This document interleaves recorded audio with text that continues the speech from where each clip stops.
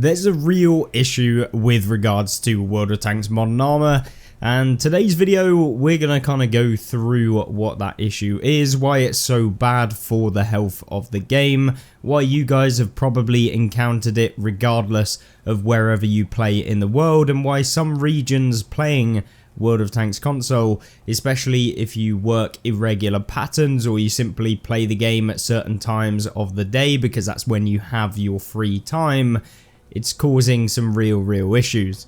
And so for a bit of a overview as to what I'm talking about here, we are talking about the bot problem, as in the non-human players that Wargaming have introduced into World War II and Cold War multiplayer battles where you are supposed to be playing against actual humans, and instead of actually just letting the matchmaker solve the problem and find you a game, maybe taking slightly longer, you're playing against bots. And why is this an issue? Why does it cause problems? And why for a multiplayer game is it not what you are wanting to see? So to start with, I presume the reason why Wargaming have introduced bots into the multiplayer pool is because currently we have, at this moment of recording this video, only 5,000 players online playing World of Tanks Modern Armor on console at 9:44 in the morning. That is when I am playing, so that's UK time. So of course that's about what, nearly 2 a.m. in America on the West Coast, and like 4 a.m. on the East Coast, dependent on where you are. I'm pretty sure it's 6 or 8 hours time difference between UK and America, depending on where you are in America. But essentially there is only 5,339 players on right now, and so obviously there are different servers that you can actually play on, and so this is a way in which you can actually hopefully avoid, if you are playing at different times, the bot lobbies. But you can see you can pick USA or Europe. These are the only two servers that World of Tanks Modern Armor actually have available. So Europe, USA, that is it. So depending on where you are in the world, that is where it will place you. Now, if you are playing late at night in USA, so we're talking 4 in the morning, you're talking 5 in the morning, or playing super early morning in America, you're probably wanting to go onto the European server. That's just because there's going to be more players playing, and you can see if we jump over to here in the bottom left hand corner, we have 5,345 active players on the game right now, with 3,500 of them being on the European server. The number on the left is what is on your server, and the number on the right is the total player population. So essentially you've got an additional 50 to 60% more people playing on Europe right now. Now this number on the right, so the 5,000, this goes up probably at maximum to like 12,000 during peak time, so maybe 15,000 if there's a brand new update or a tech tree and stuff like that. This is a severely lower number than what you see when in the past, where we used to have 20,000, maybe 25,000 people playing the game at any one time. Whereas now it's significantly lower. So the overall player base of World of Tanks console has definitely dwindled, and certainly the overall player base throughout the entire day has definitely dwindled, which is probably why Wargaming are trying to introduce bots in order to combat this.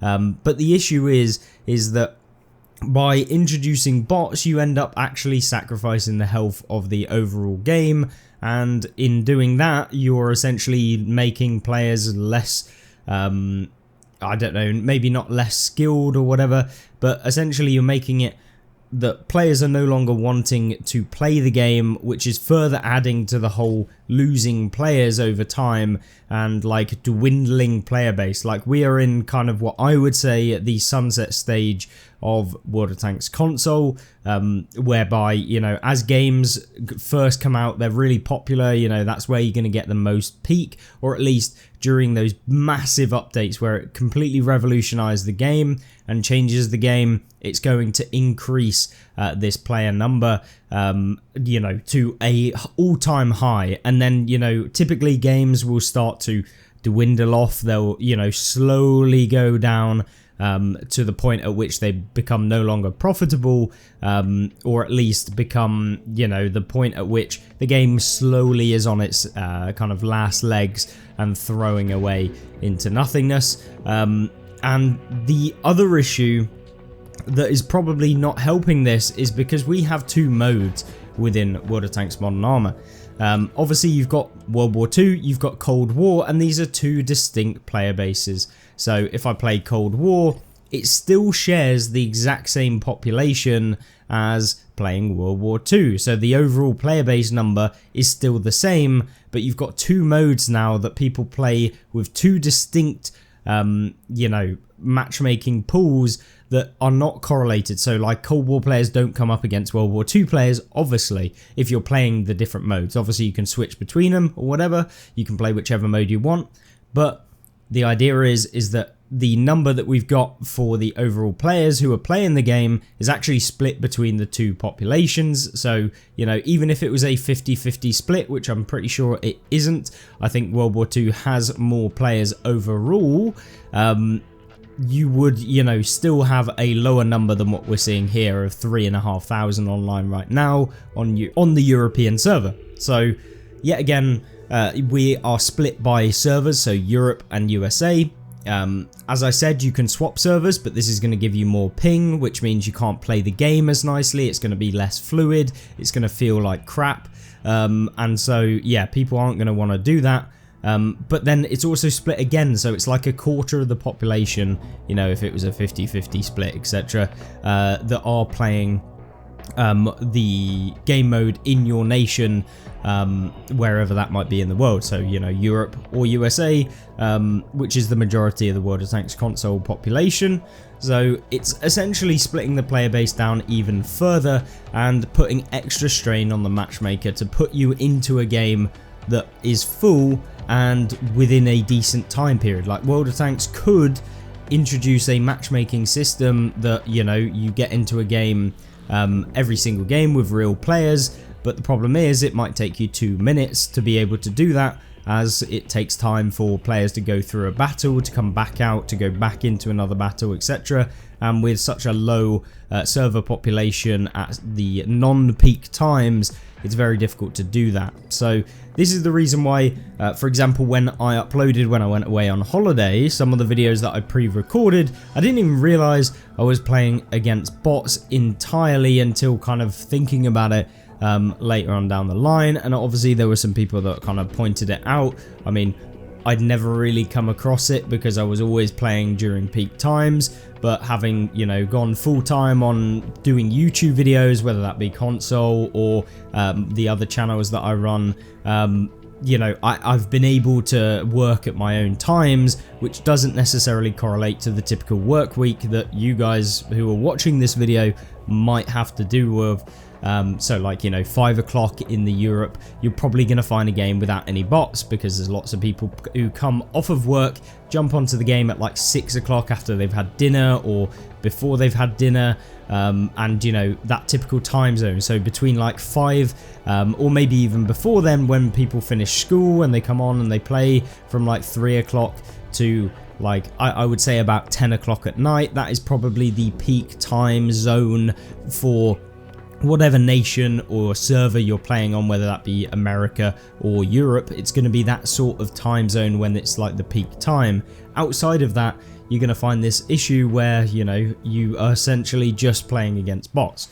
Now, why is the bots in specific an actual problem? Surely, you know, it's better to be in a full game or a game that has lots of players in it, or so-called players, than compared to like a normal standard battle. Why should you wait slightly longer to get into an actual game without bots? Well, it all comes down to the fact that this game is set up as a multiplayer game. You're supposed to be playing against you know, non-bots, and everything in terms of the structure of the game. So things like, even like marks of excellence, for example, if you jump in and you're playing the game, you're playing various different tanks, you're trying to grind your marks of excellence, you are essentially coming up against other people who are going to be, you know, grinding out their marks of excellence for their various different tanks. Now, the marks of excellence, so for example, I'm 4 marked the Challenger a while back. Now, I did this during peak time and while streaming, so it's always a bit more of a pain in the backside. But if I wanted to make it super easy for myself, I could run the Challenger and I could play at like 3 in the morning European time, where like no one else is able to do that. You know, they've got work the next day, they're gonna have to go in and they're gonna have to do it, and it's gonna be significantly easier because I'm playing against bots which are not anywhere close enough to a real player. They are far worse, they make terrible decisions, they do not have the best AI in order to actually move towards you, to track you, to deal damage to you. They often bounce off of you.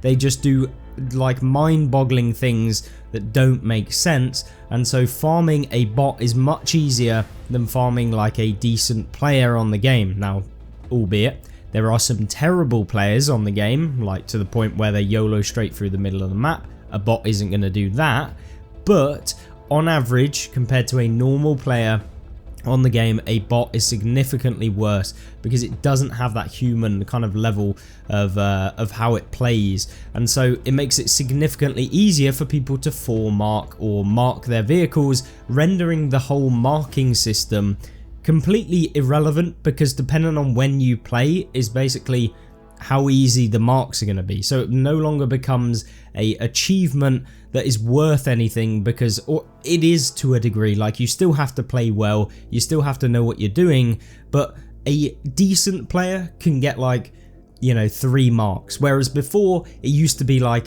it would be very, very difficult. You know, you actually had to be very, very good in order to get your marks of excellence on tanks. And for marks of excellence, for example, you can see very good players who shouldn't really get 4 marks of excellence being able to get them because they're playing against bots, people who haven't had that experience, who probably shouldn't be getting them, are getting them because they're playing only against bots as a strategy in order to get the marks of excellence and to, you know, boost up their average damage, to boost up their you know, performance in their vehicles, to make it seem like they are better than they actually are, which, you know, for a competitive aspect of the game in terms of marks of excellence, I'm only talking about that right now. There are some other impacts that bots have.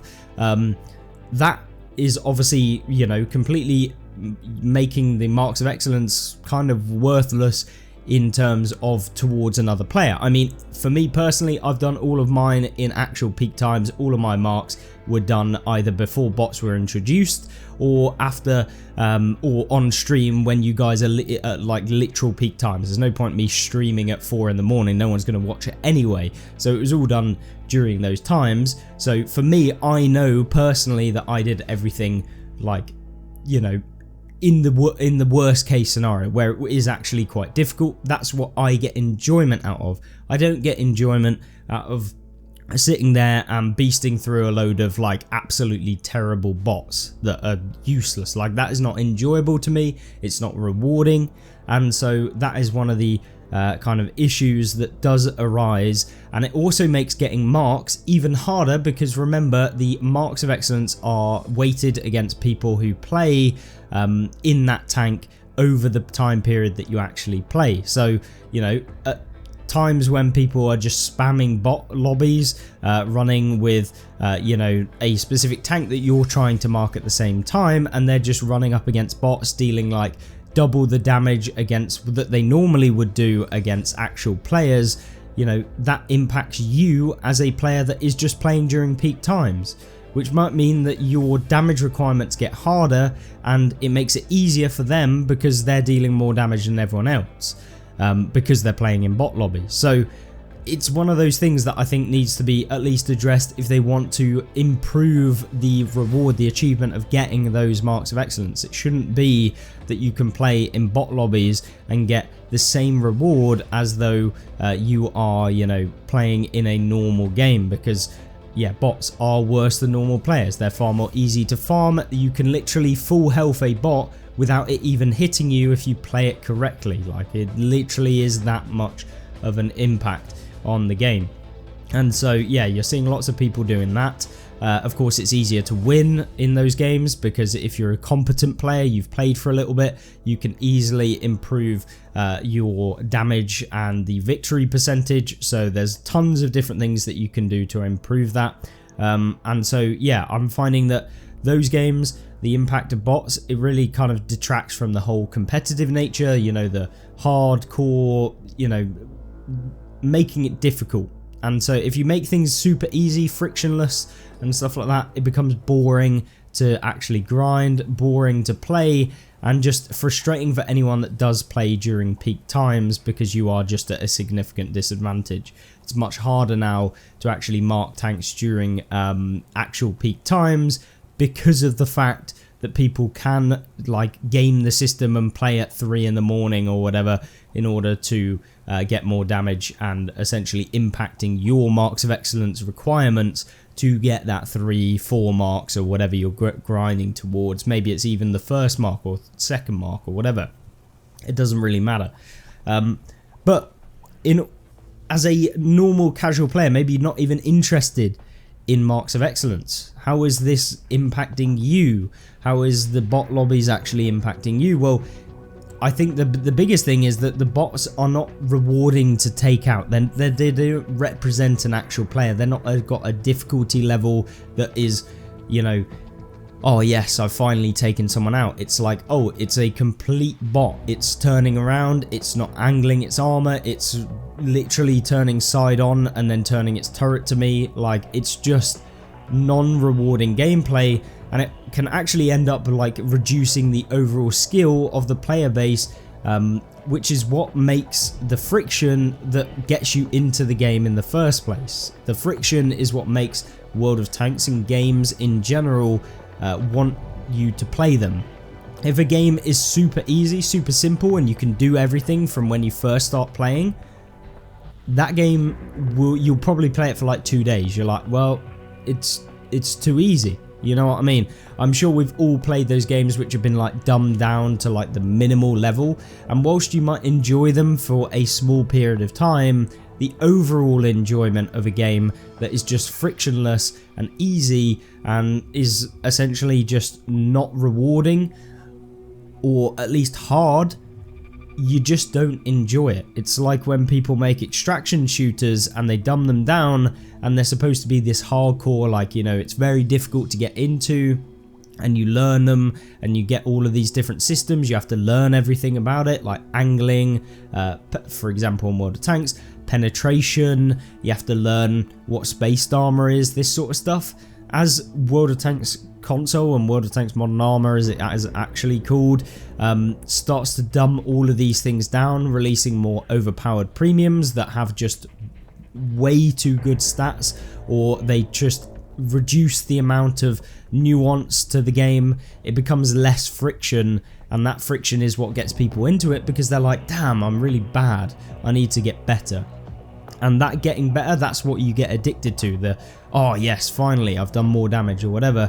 And the bots definitely do not help this. This is another way in which the friction is getting removed from the game, as well as the fact you're playing against bots. They are literally AI. I mean, that in itself is annoying. I am playing this game to play against other players and to make their days just that little bit worse by me being better. You know, not me personally, but like that is the general consensus of anyone that plays online games, is like, I'm gonna absolutely crap on this person, or I'm gonna do really good and they're gonna do bad. You know, it's that thing of, I really want to be the best person in the game, but you know, that isn't necessarily the thing when you're playing a bot lobby, because maybe you were the best player in that game, maybe you did play the best. Maybe you made the most impact play, but you came up against players, whereas someone on your team has farmed 5 bots and got like double the damage that you might have just because they're playing against bots.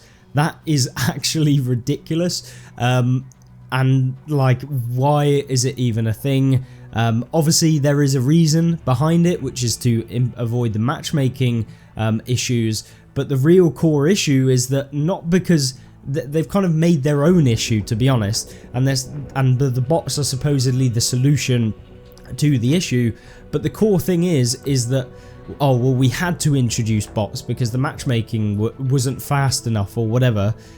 But the real issue is that they split the player base by introducing World War II and Cold War. That is the core issue. That is what made the issue with the player base, is because some people now play Cold War, which doesn't matchmake with World War II, and some people play World War II that doesn't matchmake with Cold War, and so you essentially have split your player base, which was already not that many people, in half. If it is 50-50, I don't know the specifics on it, but now you have to deal with 2 matchmakers needing to get everyone into a game relatively quick. It's like the game wasn't big enough, and because of the fact that the update was done so badly at its introduction, you know, with the update 6.0 and then all of the mess that came before the introduction of Cold War, the player base actually dropped from what it was previously. So not only did the player base drop because the update quality was absolute garbage, and I'm not even going to hold anything back. The whole update was terrible. It was diabolically bad. And then everyone started to leave. And then they introduced Cold War, which splits that player base, which has already come down in people, in half. You know, 50-50, blah, blah, blah. And then now you've got 2 matchmakers. And now you can't get into a game anywhere near as quickly as you could before. So that is the core issue. I think going forward, it would just be good to consolidate both of the modes into one mode. I do not know why they introduced Cold War as a completely separate mode within the game. Like, I appreciate that there is, of course, you know, differences in True Vision, but I think it would have been far better to make a decision that, you know what, we're either going to do True Vision or we're not going to do True Vision. And that is our stance. You know, suck it up, deal with it, go with it. Having these 2 modes is negatively impacting the game overall over a longer period of time. You know, even if you wanted to introduce, you know, the tier 11, tier 12, tier 13, etc. And I know that they wanted people to be able to jump into the Cold War vehicles straight away. Well, why not just introduce that anyone could buy a Cold War vehicle, provided that, you know, you get to a tier 10 or something like that. You know, you grind through to tier 10 and then that gives you the ability to unlock a tier 11 regardless of what it is, kind of like a stage system or whatever it might be, and then, you know, you can matchmake up against tier 10s or whatever, and that kind of avoids that splitting of the player base. You're kind of just extending the matchmaker over that time. The other thing is that, which we haven't even talked about, is that there are tiers in the game, remember? So the matchmaker is a tiered system, so a tier 1 can't matchmake against a tier 10. Equally, a tier 6 can't matchmake against a tier 10. So not only is the player base split in terms of Cold War, World War II, the different servers, it's also then split by the different potential with the tanks that are in the game, like tiers. So starting at tier 3, you can matchmake up against a tier 5, so that is your kind of cap, which is one section of the matchmaker. Then you got tier 4s going up to tier 6, and so for each stage you essentially have a different matchmaker for that tier. And so the lower the tier you are, the less players are playing in the tiers, which means if you are playing in a tier 4 game, you're primarily playing against bots. It's even at peak times, like there's fewer players, so the chances of you getting into a bot lobby is far higher. And whilst that's not necessarily terrible for a brand new player, someone that has never played the game before, and it gives a bit of an ease into the game, it's still not great because it's not what the game is actually like when you do move up through the tiers. And even at tier 6, you can often find yourself in those bot lobbies where you're only playing against bots as well. So this whole bot thing, this whole problem has arisen because of the separation of the player bases, as well as the dwindling player numbers. And so I think if there is going to be a future of the game, which I'm not entirely sure there is going to be, I feel like this game is essentially just a test server for World of Tanks PC. I mean, we've seen it with the loot boxes. They were all on console first. A lot of the tanks that were introduced into PC now have already been released in console, like iterations of them, like for example the MBTB was introduced on console and then recently been introduced on PC. Slightly different tanks, slightly different how they actually play in the game, but the idea, the actual tank itself is released on console before. So I feel like we are definitely in that sunset phase where this game is now just a sandbox for wargaming to essentially test things, see what people can actually do. And the over monetization, the kind of emphasis on monetization has gone up, like not even by a small bit, but even from the war chest and stuff like that. But we'll talk about that in a separate video because that deserves its own thing. But I wanted to talk about the bots, the issues with the bots. And of course, I'm really interested to see what you guys think about this whole bot system. Is it good? Is it actually what people want? Maybe I'm just ranting from the standpoint of a player that's played the game for a long time. Maybe you really love playing in bot lobbies, but for me, a online game, multiplayer game, I'm not wanting to play against non-humans. That is why I play the game. I play to play against people. They're not people. Why is this even happening? And if it is happening, there needs to be a solution where we can still play the actual multiplayer aspect of this multiplayer without playing against bots. That is the solution, not introducing a stopgap measure that doesn't really fit with how the game was originally intended and only ends up making the games worse. And over time we'll probably see that player base number dwindle even further, especially on the current trajectory with all of the monetization and constant throwing of stuff down our throats, unless there's a massive, and I mean a massive overhaul to this game that is going to drive some massive growth. But are we going to see that? That was supposedly going to be update 6.0, but we all saw what happened with that one. So there you go. That is my opinion on the whole bots. Yes, I recognize it. And if there are replays that are showcased on that are in bots, I apologize. Sometimes I can't help it. Maybe I don't have time to be able to play during peak times because I'm super busy with loads of different things that are going on in my life right now, because I have to earn money, because at the end of the day I work for myself now. There is no lolling around. I can't just, you know, not do anything. And being a content creator isn't as easy as what you might actually think with regards to earning a decent wage. You have to do a lot in order to earn the money. You might see these people with millions of views every video. It's a lot different for if you're not doing that. Like the upward end is massive, but for someone in that medial range to lower end, yeah, it's a grind. So yeah, there you go. That is kind of my opinion on World of Tanks console's bot problem, and the issues that I can see. Maybe I'm missing one of the biggest things. You guys will probably let me know in the comments. But yeah, I thought I'd talk about it. It's important. It's this game. We all enjoy it. We want it to be the best. Unfortunately, I don't think that this is the best. So thank you very much for watching, and I'll see you in the next video coming soon. Goodbye.